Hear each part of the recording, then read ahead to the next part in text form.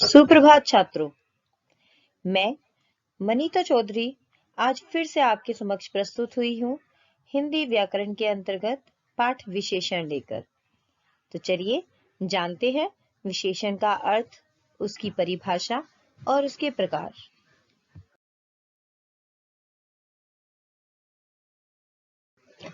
विशेषण। विशेषण की परिभाषा।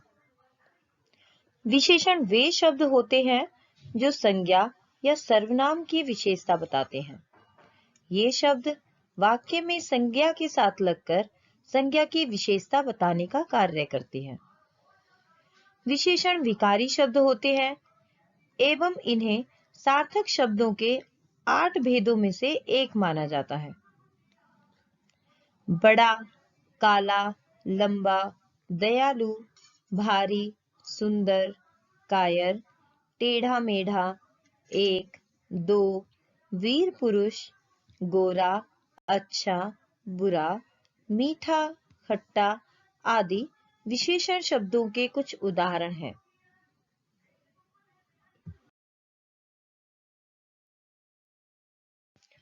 विशेषण के भेद अथवा विशेषण के प्रकार।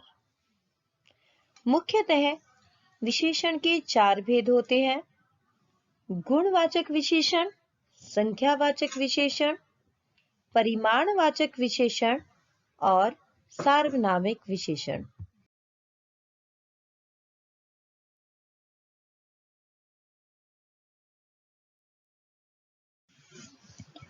गुणवाचक विशेषण यह विशेषण का प्रथम प्रकार है।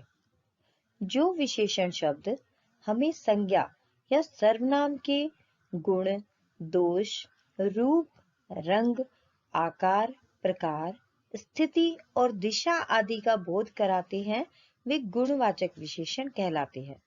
जैसे ताजमहल एक सुंदर इमारत है, जयपुर में पुराना घर है, जापान में स्वस्थ लोग रहते हैं, मैं ताजा सब्जियां लाया हूं।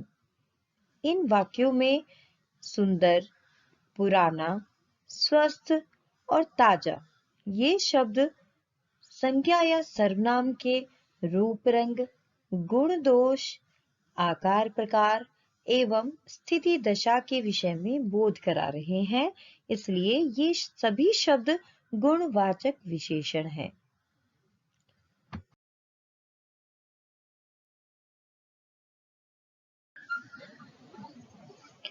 संख्यावाचक विशेषण ऐसे शब्द जो संज्ञा या सर्वनाम की संख्या के बारे में बताते हैं, वे शब्द संख्यावाचक विशेषण कहलाते हैं।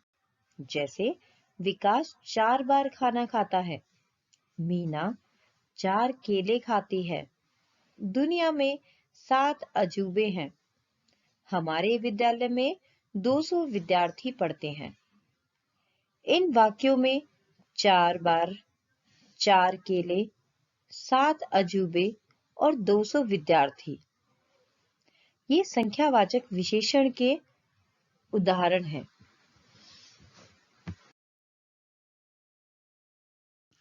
विशेषण का तीसरा प्रकार है परिमाणवाचक विशेषण। परिमाण का अर्थ होता है नाप-तोल, यानी जो शब्द संज्ञा या सर्वनाम की नाप-तोल या मात्रा के बारे में बताते हैं, वे शब्द परिमाणवाचक विशेषण कहलाते हैं। जैसे मुझे 1 किलो टमाटर लाकर दो, बाजार से आते वक्त आधा किलो चीनी लेते आना, जाओ 1 मीटर कपड़ा लेकर आओ, मुझे थोड़ा सा खाना चाहिए।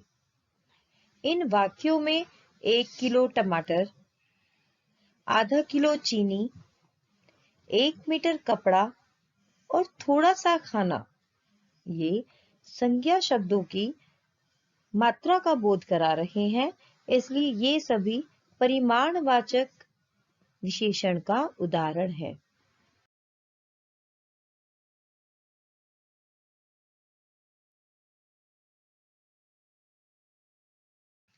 विशेषण का चौथा और अंतिम प्रकार होता है सार्वनामिक विशेषण।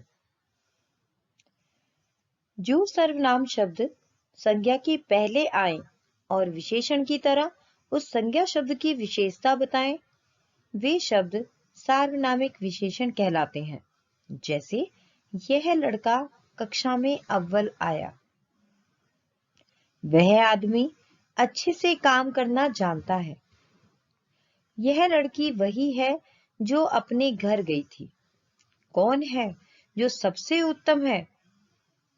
इन वाक्यों में यह, वह, यह, कौन ये शब्द संज्ञा के आगे लगकर उसकी विशेषता बता रहे हैं, इसलिए ये सभी शब्द सार्वनामिक विशेषण का उदाहरण है।